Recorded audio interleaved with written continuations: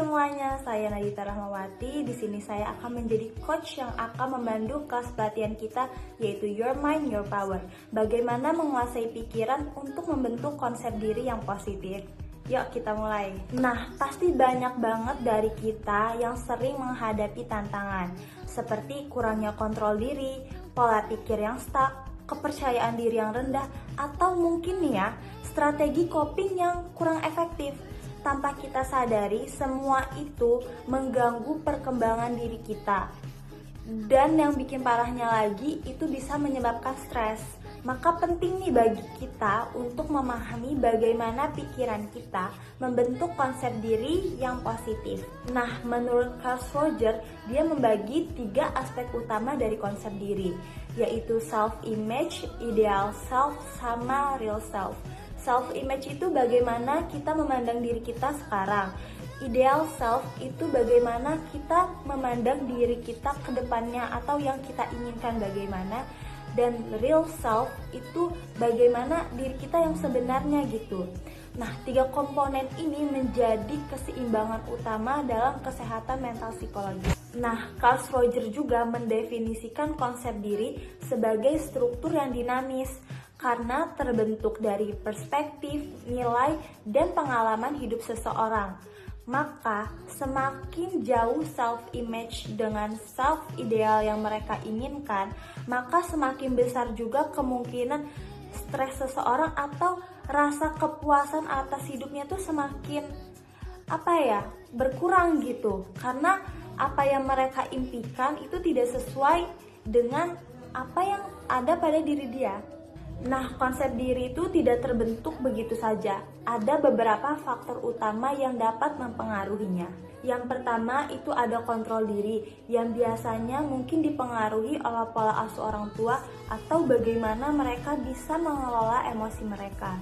Yang kedua itu ada kepercayaan diri terbentuk dari pengalaman masa lalu dia dan mungkin juga dukungan dari orang sekitarnya. Yang ketiga yaitu ada strategi dalam menghadapi masalah.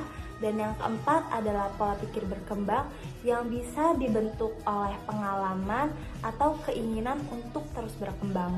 Nah, aku punya sedikit tips and trick yang udah aku coba mulai terapin beberapa waktu ini dan juga semoga bisa bermanfaat juga nih buat kalian.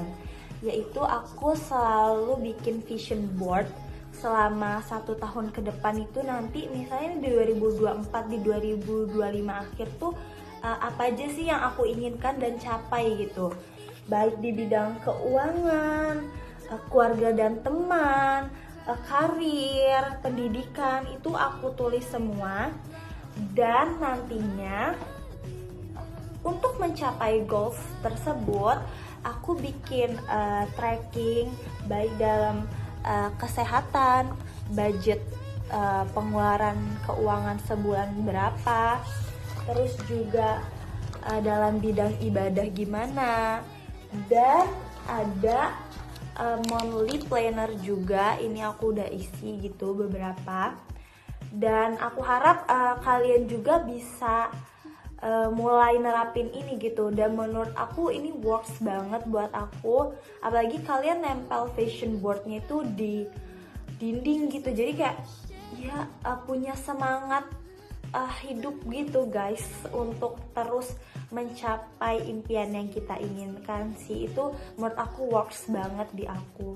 Nah, dulunya sebelum aku bikin fashion board ini, jujur aku tuh suka luntang-lantung gitu bahasanya, kayak nggak terarah, ngalir aja gitu.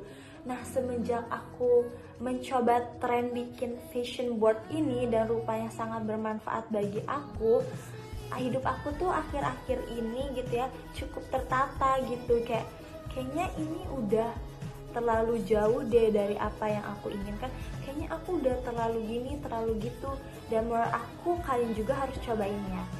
Nah, jika kalian mau menggali lebih dalam gitu, kalian bisa langsung cek jurnal yang udah aku tulis referensinya di PowerPoint ini kalau kalian pengen menggali lebih dalam lagi. Terima kasih sudah mengikuti kelas pelatihan aku. Sampai jumpa di kelas pelatihan selanjutnya.